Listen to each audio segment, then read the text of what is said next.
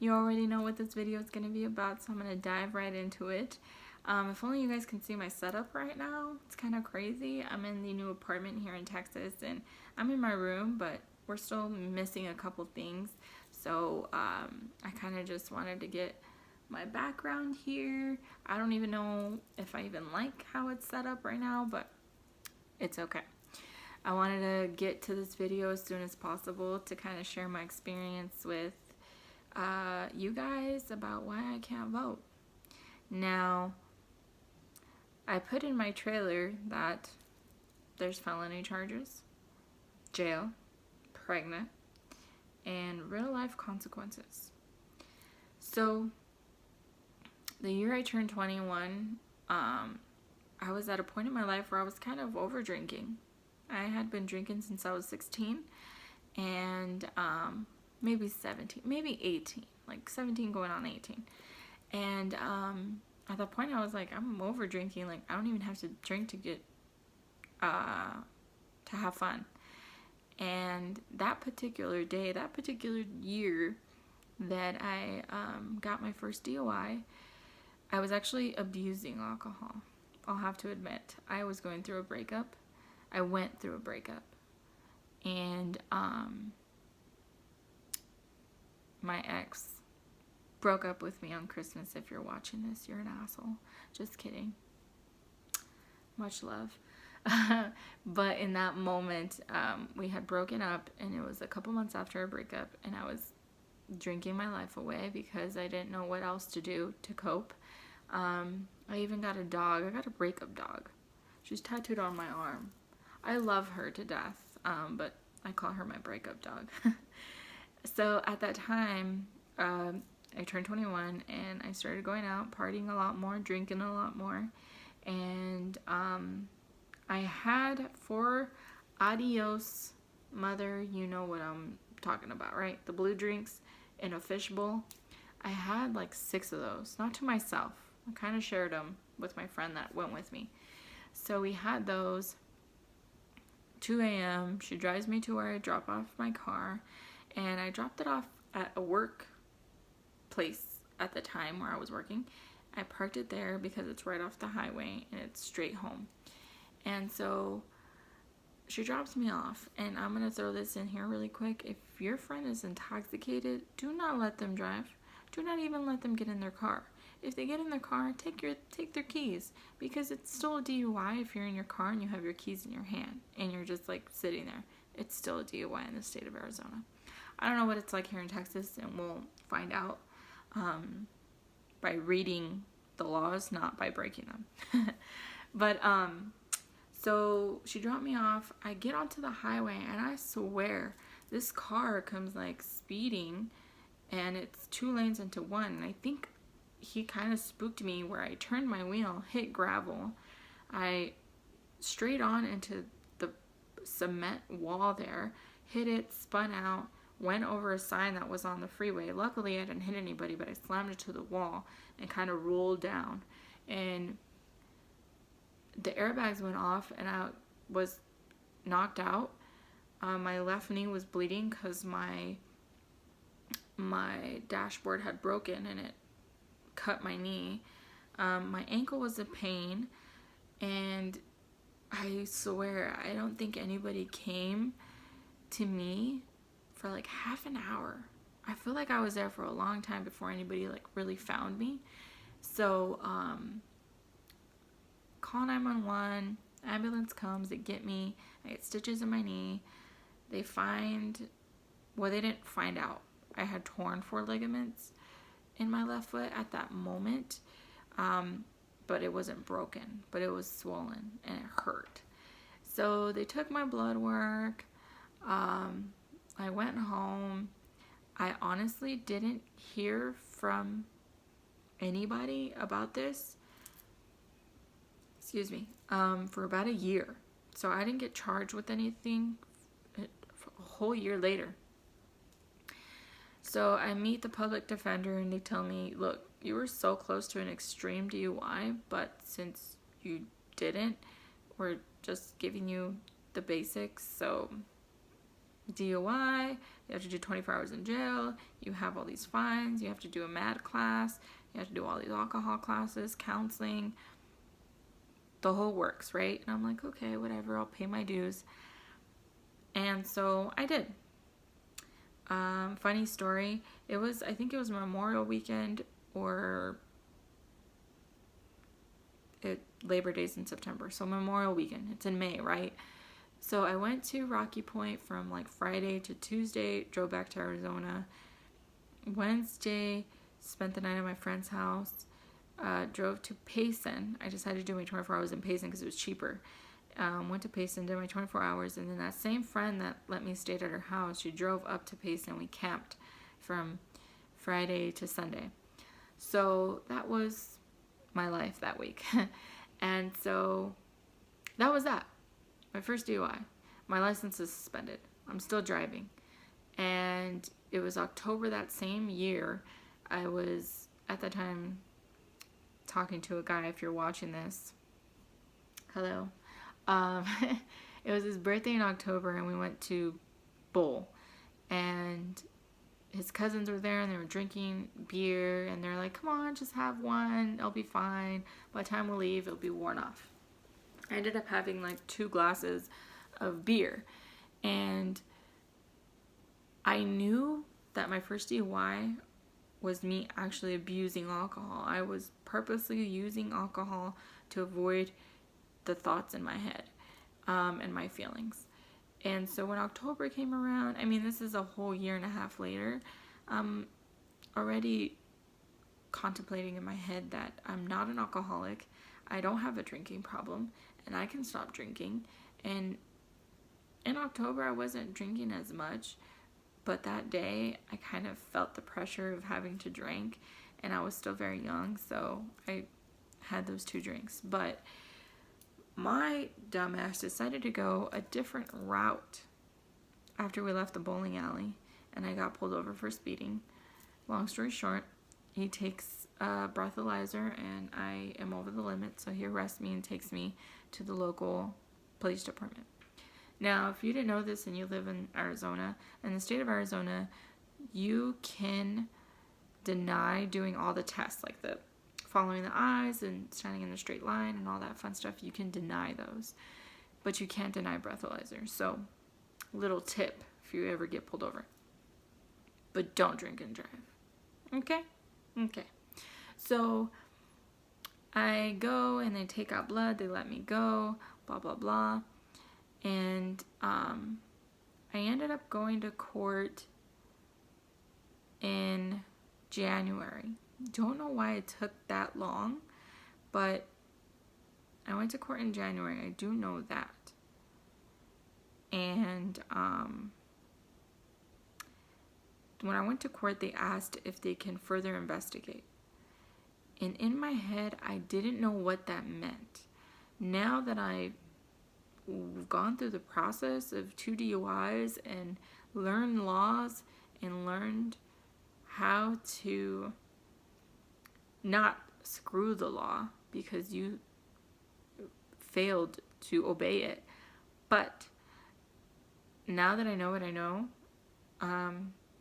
if I would have said no, like charge me with what you're trying to charge me now, it probably would have been easier, because the investigation ended up getting me kind of into deeper shit because I didn't have my license and I was driving. So I got DUI, driving under suspended license, and they were actually trying to charge me with 2 DUIs, one for the act of driving drunk and some, like, the act of driving drunk and driving under the influence. Like, it's the same thing, but it was 2 different felonies.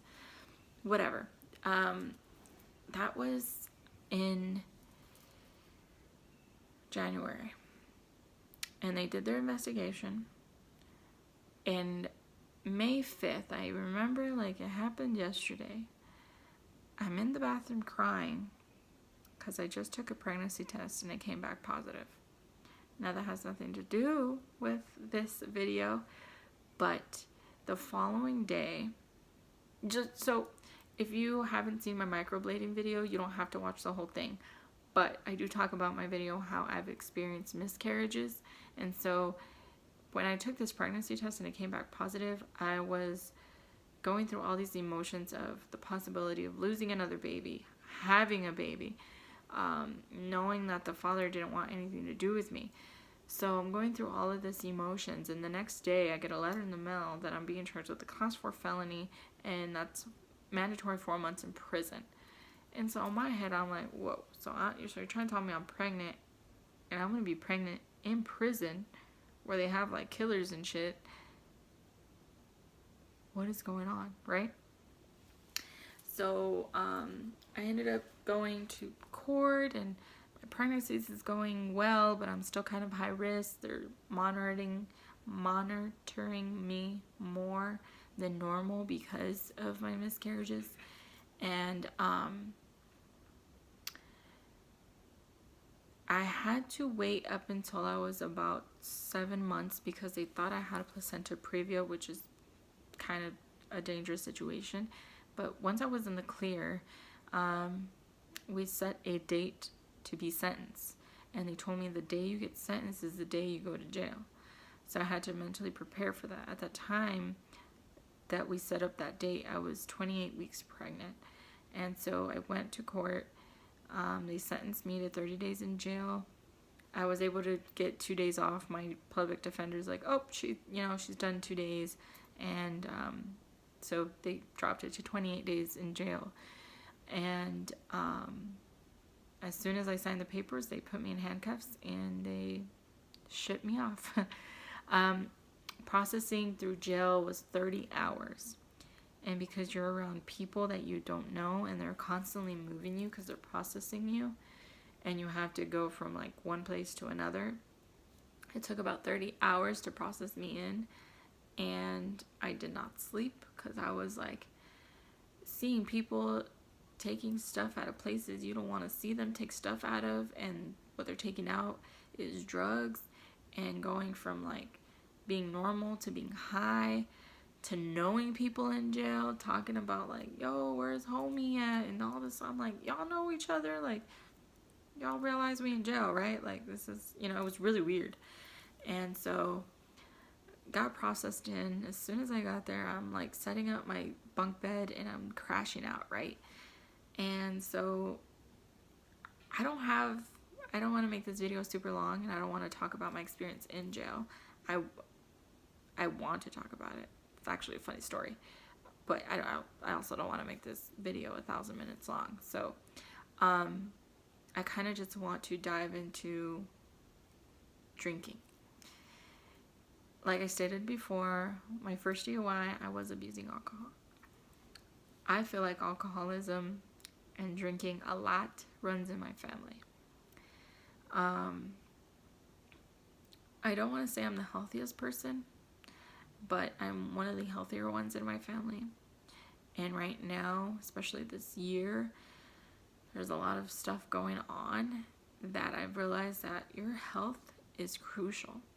And keeping it up to par, staying healthy, doing what you got to do to this. Your body is the only place you live. So take care of it. And I didn't want drinking to be one of those things that shortens my lifespan. So really now, if I do go out, like go to the bar or go dancing or whatever, and guys are like, hey, can I buy you a drink? And I already know I'm not drinking, like I'm DD or whatever. I'm not a big drinker anyway. I always usually say I don't drink, because people respect that. People respect, oh, she doesn't drink, like, ever. Then they don't, like, force you to have a drink. If you tell them, oh, I'm not drinking today, or no, I don't feel like drinking, they try to pressure you to drink. So I honestly, if I know I want to drive home or, whatever, I don't drink. I'm not going to drink. So, I want to say 85% of the time I don't drink. I'll have like 10 Red Bulls and have a good night. Don't drink 10 Red Bulls. I don't drink Red Bulls like that. But alcoholism is real. I've seen it affect a lot of people. I've seen it destroy lives. But really, what stuck with me was after I had my daughter and after I got out of jail and whatever, I went to a MAD class. And I'm not going to get into what MAD means, but it's called MAD, like MADD. You can Google it. This lady came and talked about her experience about losing her daughter in an accident from somebody that was under the influence. Now, they weren't under the influence of alcohol, but they were under the influence of marijuana. And they say marijuana don't kill, but it doesn't have to be your life that you take. Anyways, not saying I'm not, fond of marijuana. I've smoked. I get it. But anyway, it kind of stuck with me that she talked about losing her child, and considering the fact that I just had one and the reason why I was in that class kind of made me realize that I needed to set a better example. So ever since then, I've been very strict about how I drink. Like I said, if I'm going somewhere and I know I want to go home, like I don't want to spend the night anywhere, I'm not drinking. I'm DD. I do like to have a couple drinks here and there. I'm a beer person, and I honestly could probably drink O'Doul's and be okay because I like the taste of beer. It's not really about getting drunk or having alcohol in my system or whatever. But I just want to, like I said, I don't want to give alcohol or have alcohol be the reason why my life goes down the drain or my health. I spent a lot of my younger years to devoting it to drinking, so we're past that. But first of all, if you live in Arizona, Arizona is not the state to mess with. Excuse me. They take that stuff very seriously, and the repercussions are not fun. I'm still paying my debt. My license was revoked for a year. I was on probation for 3 years. I had to report every month. I had to do counseling, considering it was my second offense. It's money that you don't need to spend. You would prefer to spend it somewhere else, trust me. The time you have to put into it, the people that have to go out of the way to help you. My family sent me money while I was in jail so I can have decent food, because the food there tastes like, cardboard. But honestly, if you have an issue with alcohol and it's come to your awareness, cut it off, cold turkey. It's only as hard as you make it. And if it is something that you're like, no, like you don't get it, it's hard for me, I'm a very cold turkey kind of person. So it's hard for me to kind of give advice on what to do and how to move forward on growing. But having children is a good enough reason to not throw your life away. Family, friends, your life. Really, I want people to understand that I have respect for myself, and I would never put myself in that situation ever again. It wasn't fun. I could do a separate video about jail, but it's not worth it, guys. It's really not. If you want to spend 28 days somewhere, go to like Hawaii or somewhere where you're like in a fabulous place. I had to see people come off of drugs, throwing up everywhere, pooping on themselves. You shower in front of other people. You have to take pees and poops in front of other people. You got people in your crevices because they want to make sure you don't have something on you. I still got checked. They still check you. You're pregnant? We don't care. They don't care. They're still gonna make you squat and cough and make sure you don't got something shoved up your butt. They don't care. It's not worth it, guys. Trust me. But my experience in jail, it was an interesting experience. I could definitely go into detail with that. You guys can let me know. I've even thought about writing a book, and I was gonna name it That B Word Stole My Danish, because I bought a Danish and I put it at the bottom of my bag because I knew I didn't really want to eat it, but I knew I would eat it because I'm pregnant, right? It's a cherry Danish. Who likes cherry Danishes? Anyway, I put it at the bottom of my bag, and in jail, there's this thing called 2 for 1. So if somebody wants something that you have, you give it to them, and then they repay you double, right? Well, because I'm pregnant and fat, I'm laying down, and my bag's behind me, and she's like, hey, can we do a 2 for 1? I'm like, yeah, go ahead. She wanted some chips, and then I realized a couple days later that my Danish was gone. And I'm like, I'm not even going to tell you what happened after that, because I'm going to do a video on it, because it gets better. But anyway, I'm at 21 minutes, guys. Thank you for watching this all the way through. If you are watching it, you already know what I'm posting tomorrow about the moon cycles and how I kind of use them to my advantage. There's definitely a lot of cool things that you can do during specific moon cycles. So if you are excited about that, like this video. Alright guys, thanks for watching. Bye now.